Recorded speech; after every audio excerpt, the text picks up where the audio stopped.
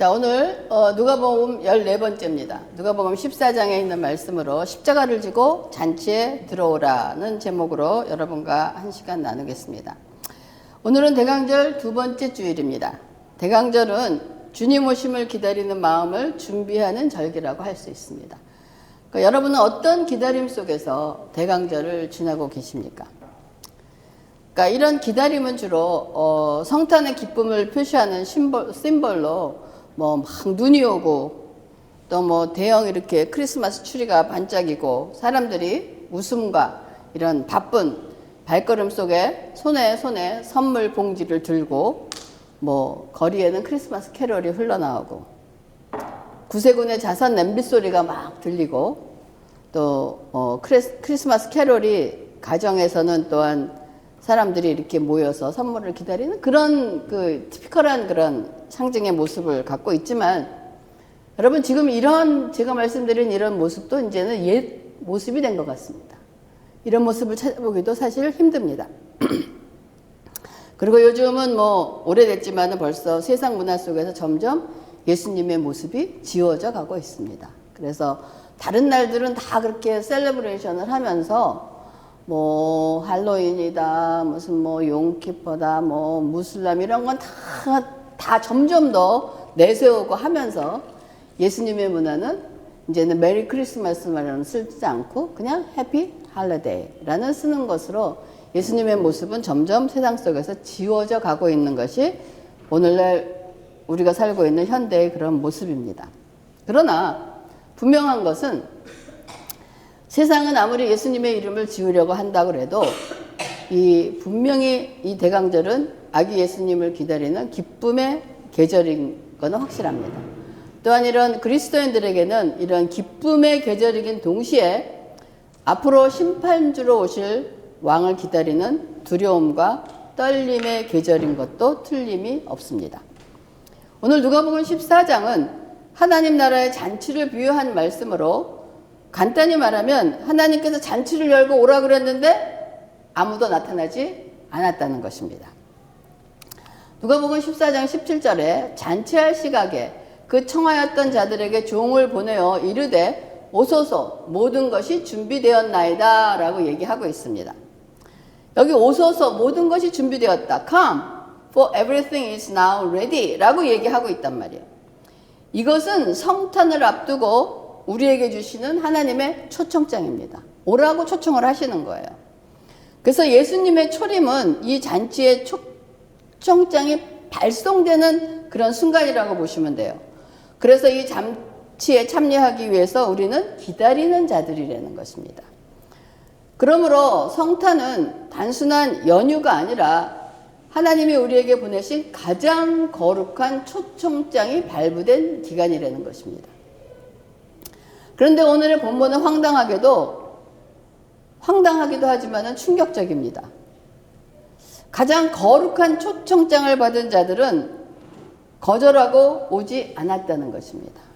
그리고 예수님은 잔치 이야기 끝에 갑자기 뭐라고 말씀을 하시냐면 14장 26절에서 27절에 무릇 내게 오는 자가 자기 부모와 처자와 형제와 자매와 더욱이 자기 목숨까지 미워하지 아니하면 능히 내 제자가 되지 못하고 누구든지 자기 십자가를 지고 나를 따르지 않는 자도 능히 내 제자가 되지 못하리라 하는 이러한 무시무시한 말씀을 좀 꺼내시는 것 같아요. 왜 잔치에 들어가는 길목에 십자가를 지고 따르라는 말씀을 하신 걸까요? 좀 모순되지 않습니까?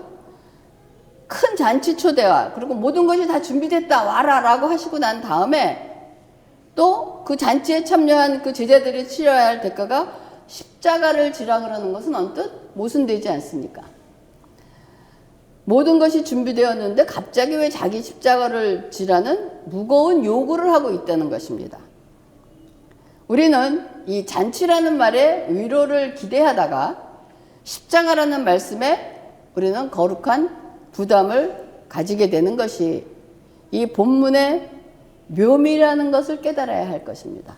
기독교가 이런 묘미가 있어요.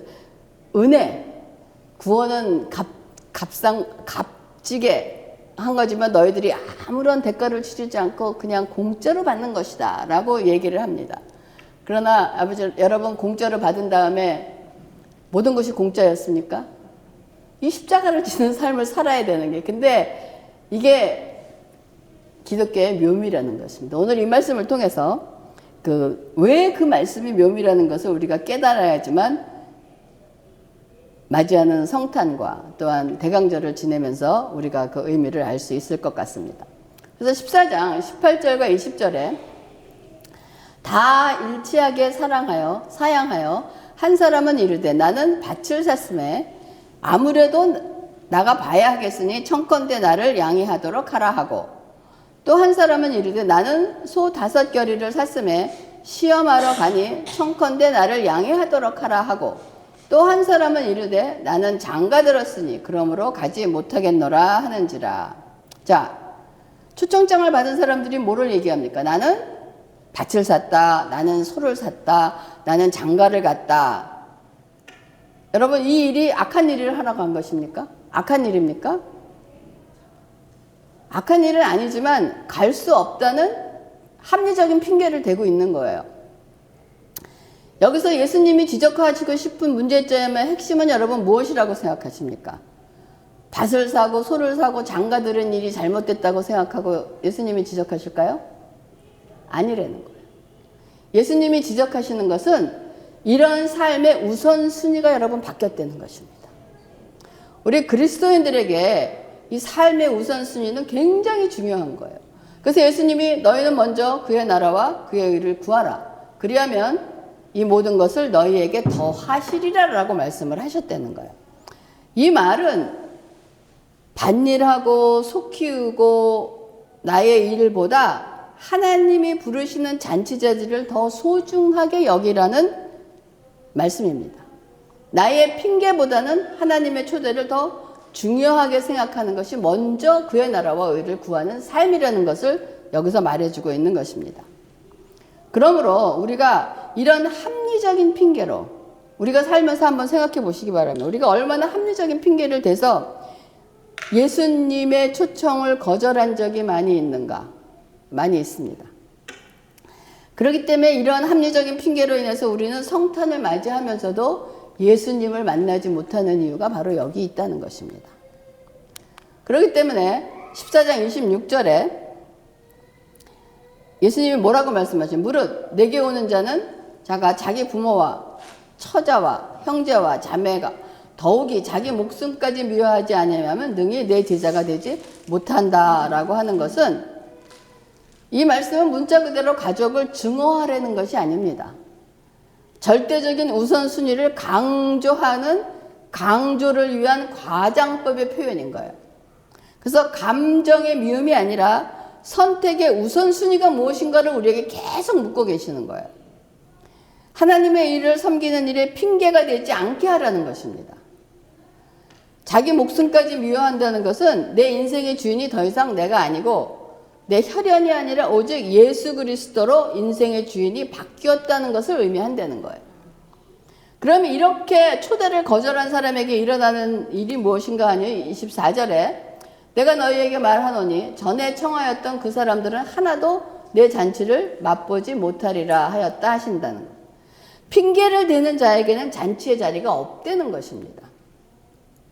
핑계는 여러분 단순한 거절이 아니라 그 이면을 들여다보면 무엇이 있습니까? 거절하는 이유는 그 합리적인 핑계가 아니라 그 속에는 뭐냐면 내 삶의 주인은 나라는 거예요. 그리고 나라고 주장하는 자기의, 자기 주권이 자리 잡고 있다는 것입니다. 전부 다 거기 뭐라고 됐습니까? 나는 밭을 샀다. 나는 소를 샀다. 나는 장가 들었다. 나. 전부 다 나 중심의 그런 생활을 얘기하는 것입니다. 하나님 없이도 내 계획과 노력으로 내 인생을 잘 꾸려나갈 수 있다고 믿는 태도나, 이것이 가장 무서운 자기의 의입니다. 결국 핑계는 단순한 게으름이 아니라 치명적인 영적 교만이라는 것입니다. 여기서 잠깐 다 준비된 잔치와 십자가를 지라는 모순처럼 보이는 이야기가 여러분 지금 자연스럽게 연결되지 않습니까? 왜 하나님께서는 다 준비되어 있는데 오지 않는 그 사람들을 보시면서 너희가 십자가를 지라 하는 말씀이 연결이 된다는 것입니다. 이런 치명적인 영적 교만이 있는 자들에게 필요한 것은 자기 부인이 필요한 자기 십자가를 지는 일이라는 것입니다. 기독교를 믿는 일에 가장 첫 번째 해야 되는 것이 하나님을 알기 위해서는 자기 부인을 해야 됩니다. 나는 죄인이다. 나는 아무것도 아니다. 나는 아무것도 할 수 없다는 자기를 깨달아야 되지, 이것이 유일하게 하나님의 잔치에 들어갈 수 있는 자격이 되는 것입니다. 그런 이후에 하나님이 큰 잔치를 베푸셨는데 그 잔치에 초대받은 사람이 합리적인 이유를 대면서 전부 다 불참을 하자 그 다음에는 하나님이 잔치에 부르는 대상이 바뀌어 버렸습니다. 21절과 23절에 보면 어떤 사람이 잔치에 부름을 받았냐면, 종들이 돌아와 주인에게 그대로 고하니 이에 집주인이 노하여 그 종에게 이르되 빨리 시내의 거리와 골목으로 나가서 가난한 자들과 몸 불편한 자들과 맹인들과 저는 자들을 데려오라 하니라. 종이 이르되 주인이여 명하신 대로 하였으되 아직도 자리가 있나이다. 주인이 종에게 이르되 길과 산 울타리가로 나가서 사람을 강권하여 데려다가 내 집을 채우라 라고 하십니다. 자, 여기에는 부름의 대상이 바뀌었는데 부름의 대상이 어떻게 바뀌었습니까? 여기에는 지금 밭이나 소나 결혼을 핑계할 것이 없는 자들이에요. 전부 다. 내가 밭을 샀다, 뭐 소를 샀다, 장가를 자기 일을 바쁠 이런 사람들이 한이 아니고 핑계댈 것이 없는 자들. 여러분, 이 말씀은 예수님이 지금 우리에게 비유로 주신 말씀입니다. 정말 여기 나가서 뭐 가난한 자, 불편한 자, 뭐 이런 사람들만 데려오려는 것이 아니고 비유의 그 뜻을 여러분 깨달을 수 있기를 바라겠습니다. 그래서 이 비유란 말씀을 감안하면서 두 번째 부름을 받은 사람의 특징이 여러분 뭐라고 생각하십니까? 가진 게 없는 사람이에요. 그러니까 사람이 가장 무서운 사람이 가진 것이 없거나 잃을 것이 없는 사람이 가장 무서운 사람이에요. 왜냐하면 무슨 일이든 다 할 수 있거든요. 가진 것이 너무 많은 사람은 무슨 일을 하기가 참 두렵습니다.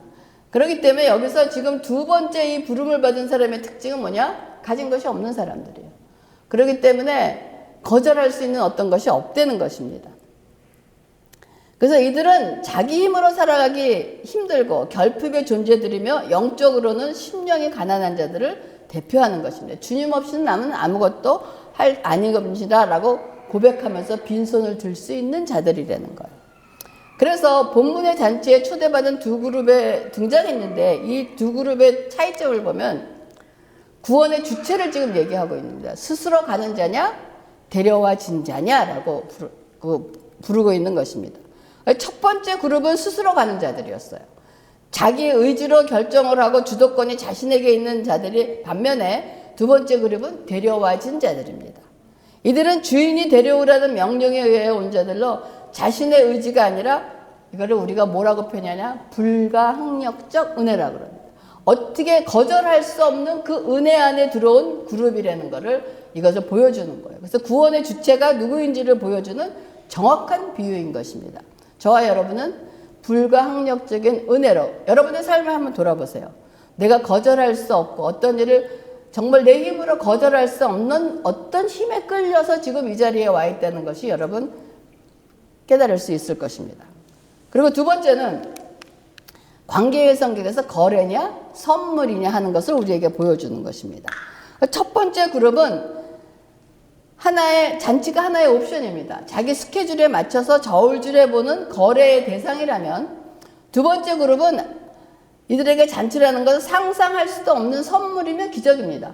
먹을 것이 없고 기대할 것이 없었는데 그런 잔치가 나에게는 거절해야 될 수 있는 이유가 아무것도 없는 그런 선물이라는 것을 얘기하고 그 선물이기 때문에 그들의 반응은 뭡니까?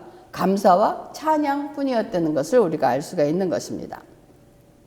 그래서 이 대강절은 왕이신 예수님을 기다리는 절기입니다. 누가복음 14장의 큰 잔치는 장차 완성될 하나님의 나라의 여러분 모형입니다. 주인이 큰 잔치를 배설하고 종을 보내듯 하나님은 예수 그리스도를 통해 우리를 구원의 자리로 초청하신다는 것입니다.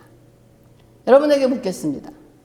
나는 하나님의 이 초청을 기쁨으로 받아들이고 있습니까? 아니면 의례적인 행사로 여기고 있습니까? 여러분, 이 마음을 한번 다시 점검해 볼 수 있기를 바라겠습니다. 이 첫 번째 초청받은 사람들은 모두 합리적인 핑계가 있었어요. 나는 밭을 샀다. 즉 재산 관리를 해야 된다는 거예요.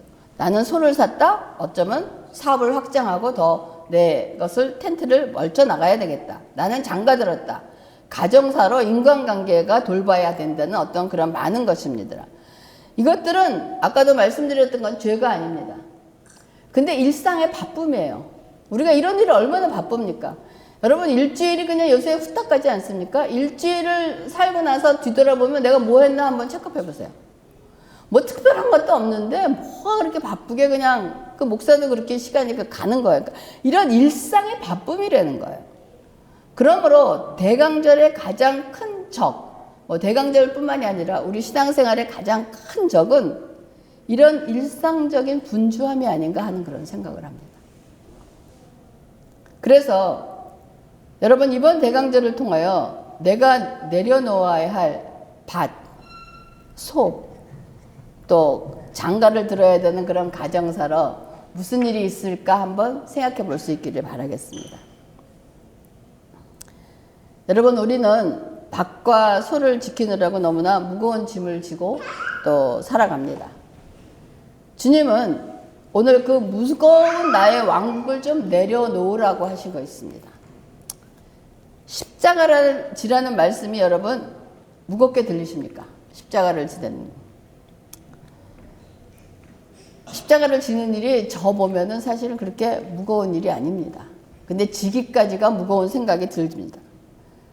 그것은 내 욕심과 염려를 십자가에 못 박고 가벼운 마음으로 잔치에 들어오라는 어떻게 보면 해방된 선언입니다.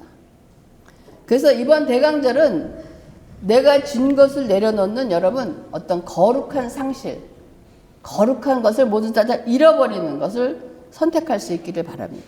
여러분의 삶 속에서 거룩한 상실을 올해 많이도 아니고 하나라도 좀 내려놓을 수 있기를 여러분 선택해서 한번 내려놓기를 바라겠습니다. 그래야만 십자가를 지고 빈손이 된 자만이 왕의 잔치를 맛볼 수 있다는 거예요. 여러분 이거는 에스더를 통해서 우리가 배울 수 있어요. 여러분 에스더는 먹을 것을 손에 쥐고 있다가 다른 것이 먹을 것이 보이면 어떻게 하는지 아시죠? 그냥 손에 있는 것을 가차없이 버립니다.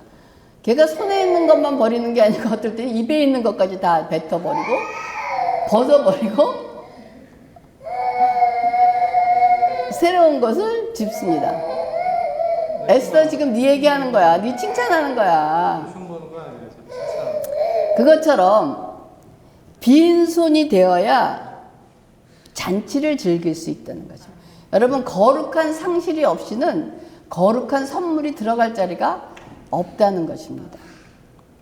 그래서 대강절은 천국 잔치를 초청장을 주기 위해서 예수님께서 하늘 보좌 버리시고 십자가를 지기 위하여 이 땅에 오신 예수님을 기다리는 기간입니다.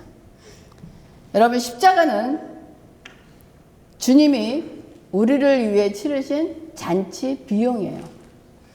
잔치 비용. 그 모든 것이 준비됐다 와라 하는 그 모든 잔치를 드는데 필요한 비용이 뭐였냐? 주님의 십자가였다는 것입니다. 그래서 주님이 십자가를 통해 우리를 잔치로 부르셨듯이 이제 우리도 십자가를 지고 주님께 나가야 됩니다. 여러분 핑계대는 입술을 닫으세요. 감사하는 마음으로 십자가를 지시기 바랍니다. 그 길 끝에 우리를 기다리시는 아기 예수님 평화의 왕이 여러분 만나게 되실 것입니다. 여러분 잔치는 준비되어 있습니다. 식탁은 풍성하고 찬양은 흘러나옵니다. 그러나 밭과 소를 핑계댄 자들의 자리는 비어 있습니다. 여러분 그 빈자리를 보면 무엇을 느끼시겠습니까? 바빠서 힘들어서라는 핑계로 주님을 문 밖에서 기다리게 하시지 말길 바랍니다. 말씀을 마치면서 오늘은 다시 오실 주님을 기다리면서 대강절을 여러분 준비합니다. 오늘 나의 자아를 죽이는 십자가를 지고 당당히 그 빈자리를 채우는 저와 여러분 새삼교회가 되기를 바랍니다. 이제 이 대강절에 주님이 가장 기뻐 받으실 선물을 여러분 준비하시기 바랍니다. 여러분 거룩한 상실, 이걸로 하나님께 드리는 가장 기쁨의 선물을 준비할 수 있기 바랍니다. 우리의 모든 핑계를 버리고 주님의 십자가를 여러분 묵묵히 집니다. 기도하겠습니다. 하나님 감사를 드립니다. 우리 대강절을 맞이하면서 모든 준비가 잔치되었다. 십자가를 지고 나가자 하는 그 말씀으로 우리가 거룩한 상실, 이 기간을 통하여 우리의 삶의 실천으로 옮겨지게 하시고 나의 것을 버리고 주님의 십자가를 지고 주님의 잔치에 참여하는 우리 모두가 될 수 있도록 인도하시고 축복하여 주시옵소서. 아버지 감사를 드리면서 모든 말씀을 예수님의 이름으로 기도합니다. 아멘.